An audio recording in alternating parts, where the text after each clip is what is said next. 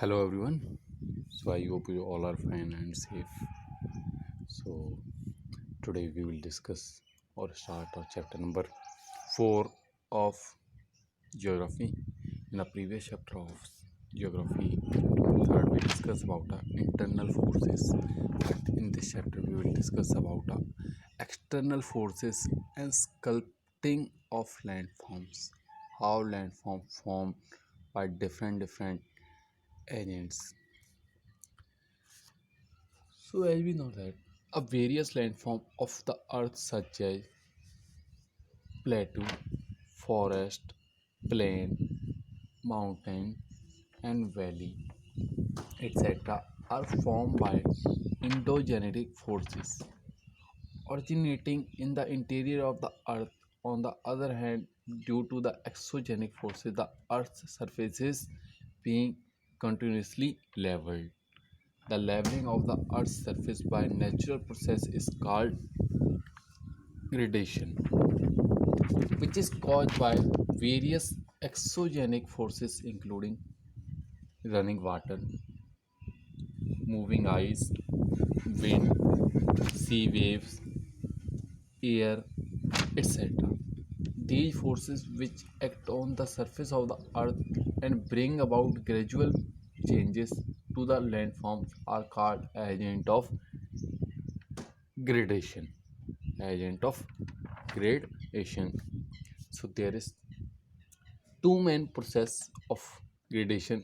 First one is degradation and second is a gradation. Okay, so if we talk about first of all we discuss about these topics. So first one is what is degradation. So we can say that it is the process of lowering of the earth's surface by disintegration and carrying away of rock fragment. This is also called a denudation. Degradation के अंदर क्या है, जो material आपका वो fragment होता है, mean टूट जाता है, पार्ट्स में टूट जाता है. जैसे सपोज करो वन रॉक है, कोई रॉक है चट्टान जो अलग अलग पार्ट्स के अंदर डिवाइड हो गई, टूट गई.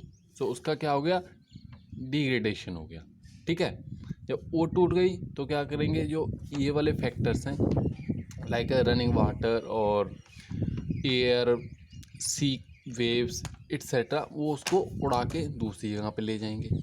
And second is aggradation is the process by which various landforms are formed by deposition and accumulation of rock fragments, sand, alluvium, etc.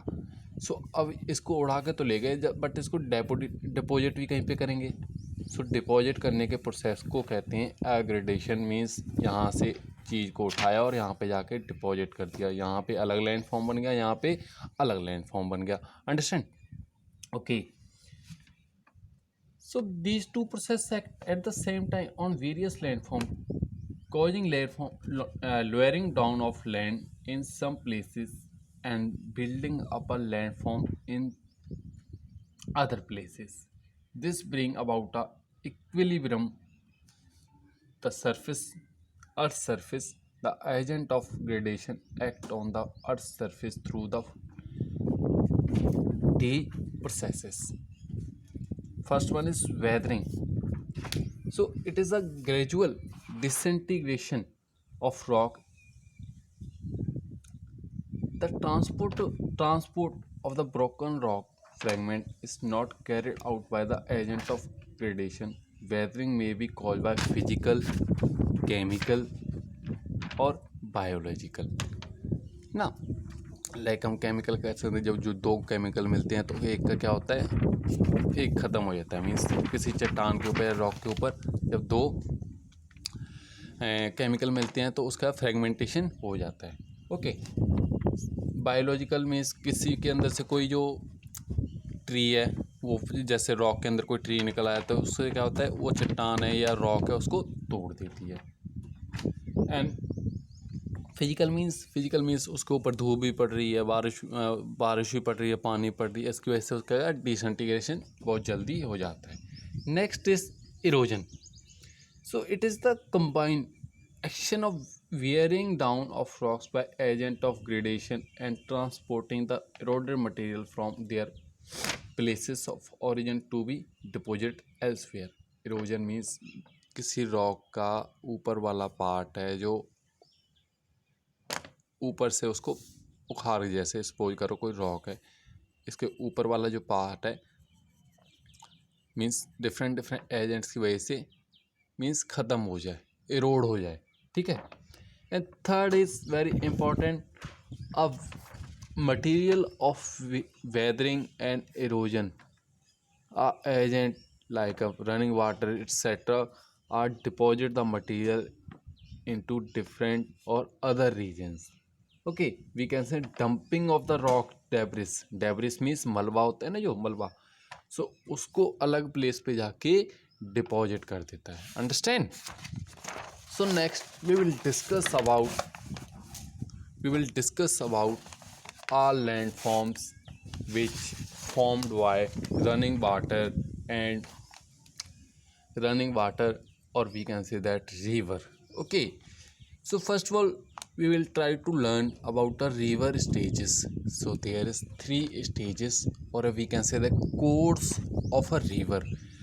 First one is upper course, second middle course, and third one is lower course. In the upper course, river formed a very deep gorges and canyons, or that time in the upper stage a volume of water and a velocity of water both are very high, means इसके अंदर जो पानी की गति होगी या पानी की मात्रा होगी, क्वांटिटी होगी, वो बहुत ज़्यादा होती है। दैट्स वाई अपर स्टेज के अंदर सबसे ज़्यादा क्या होता है, इरोजन होता है, erosion. Okay, and when river comes out in the plain region, then its velocity and volume of water decrease. That's why it's separate into a large area, means वहाँ पे इसकी width है जो चौड़ी हो जाती है। And next is lower stage, when river divide into different distributaries and merge into the ocean or a sea. Okay, understand? So first, now we will discuss about a landform which created or formed by a a river. Okay, first one is waterfall. So as we know that a waterfall is formed when the river suddenly drops in elevation over hard rock or down a steep valley. So we know that when river flowing in one direction then suddenly drops in elevation, means यहाँ से river flow कर रही है, that suddenly वहाँ से क्या हुआ, एकदम से ड्रॉप हो गया। सो इसको हम कहते हैं वाटरफॉल। अब वाटरफॉल बनता कैसे है, सपोज करो वाटरफॉल ये नहीं भाई एक दिन में बन जाए, 2 दिन में, बट इसके लिए बहुत लंबा प्रोसेस चलता है।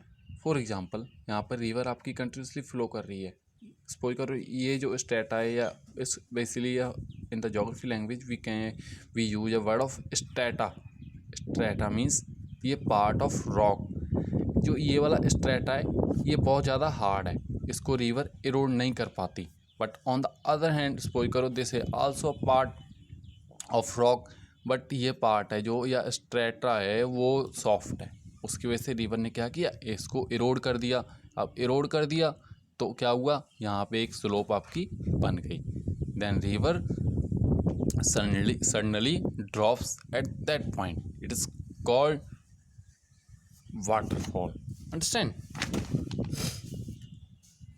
So it is important because can be used to generate electricity. That steep sloping segment of the flowing rivers is called a rapid. Suppose ये तो एक वो आ गया वाटरफॉल, बट कभी कभी क्या होता है, रिवर फ्लो कर रही है, then move, then river flow like that suppose कर रिवर ऐसे फ्लो कर रही है, ऐसे गिर गई, फिर ऐसे फिर ऐसे फिर ऐसे, इसको हम बोलते हैं rapid. Okay, so okay, there is number of waterfalls in India, in the southern part of India. So Angel waterfall is the highest waterfall in a world. Okay, next is meanders. So now it is a landform which related to upper stage, or we can say youth stage of a river, but now we come in the middle stage. Middle stage we already discussed a velocity of a river and a volume of water. It's very low or decrease in the middle stage. That's why a river not a, उसमें क्या होगा, river आपका जो river है वो एक slope के अंदर नहीं फ्लो करेगा, स्लोप के अंदर फ्लो नहीं करेगा, उसको स्लोप नहीं मिलेगी। तो क्या है, जिसको जिधर उसे रास्ता मिल जाएगा वो इधर ऐसे जैसे स्नेक चलता है इस तरह से चलेगा। Okay, understand. रिवर कभी इधर को चले गई, कभी इधर को चलेगी, कभी ये तो नहीं भाई रिवर स्ट्रेट लाइन में चलता, नहीं चलता। But in the mountainous region it's flowing in the straight line because there is slope found in mountains. Okay, so this way of river is known as a meanders. Now it is very important landform of a river, Oxbow Lake. So as we know that in the plain regions river क्या बनाती है, meanders बनाती है। but sometime क्या होता है, suppose करो river ऐसे चल रही है, ऐसे मूव कर रही थी, बट कुछ टाइम बाद ये ऐसे चलना स्टार्ट कर देती है।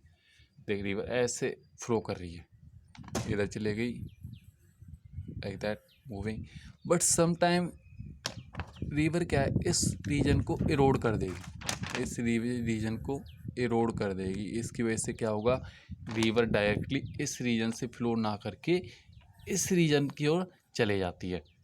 इस रीजन पहले इधर घूम के जा रही थी, बट अब रिवर क्या है, इधर को सीधा निकल जा रही है। अब ये वाला जो रीजन रह गया, ये वाला, इसको हम बोलते हैं ऑक्सबो लेक। ऑक्सबो लेक में इसको इफ़ यू टॉक अबाउट है हिंदी और Punjabi, we can say the gokhur lake. Gokhur means go means cow, है ना, काओ या गाय, उसके पाँव के जैसा इसका साइज शेप होता है, इसलिए that's why we can say that oxbow lake. And next is flood plain. Basically flood plains form during the flood. जब फ्लड आते हैं रिवर के अंदर तब ये बनती है। So we know that uh river water flowing in the river channel, so it is a river channel, water flowing continuously in the center of channel, but during the flood when a water volume of water increase, then it separate or comes out from a river channel. okay, जब river channels के बाहर ये आएगा तो क्या होगा, ये बहुत दूर दूर रीजन में फैल जाएगा। बट वी नो दैट यहाँ से जो इरोडेड फाइन एलुवियल सॉइल है वो रिवर चैनल के अंदर थी, बट पानी जब बाहर निकला तो फाइन एलुवियल सॉइल को क्या कर देता है, इस रीजन के अंदर सेपरेट करता है, मीन्स उसको फैला देता है। बट जब पानी की वॉल्यूम है वो डिक्रीज होती है, सो क्या होता है, वो वापस इसी चैनल में आ जाता है। सो अब उसमें इतनी कैपेसिटी नहीं होती कि वो इस फाइन एलुवियल सॉइल को वापस इसी चैनल में ले आए। सो इस वाले रीजन में क्या होता है, बहुत फाइन फर्टाइल सॉइल हमको मिल जाती है। लाइक इन द बिहार ये कोसी रिवर है जिसमें हर एक साल फ्लड आते हैं, सो वो क्या आते हैं, वो वहाँ पे फ्लड प्लेन ज़्यादा मिलती है, तो यहाँ पे वापस आ गई। And last is delta. So when the river reaches its mouth, it carries a large volume of water and alluvium. The excess load is deposited as sandbars in the wide river's channel. This divides the main channel into several channels, which are called distributaries. In this stage, triangular-shaped land is formed between the distributaries due to the deposition of sediment. Is called delta. Means in the last, when river merge into ocean, sea or lakes, it divide into different distributaries. Means अलग अलग tributaries के अंदर divide हो गई। क्यों हो गई, यहाँ पे जो आपका जो स्लोप होती है बिल्कुल भी नहीं होती, बिल्कुल प्लेन रीजन होता है, इसलिए अलग अलग डिस्ट्रीब्यूट इसमें से अलग अलग हो जाती हैं। इसके लिए वहाँ पे लास्ट में क्या बनता है, a triangle shaped landform which is called a strata. Okay, so Sundarban Delta, which formed by river Ganga and Brahmaputra, is world largest delta. Sundarban Delta, which found in the West Bengal and Bangladesh region. Okay, next time we will discuss about a work of sea waves, work of glacier, work of winds. Okay, I hope today you understand all the topics. Be safe, be careful. Thank you.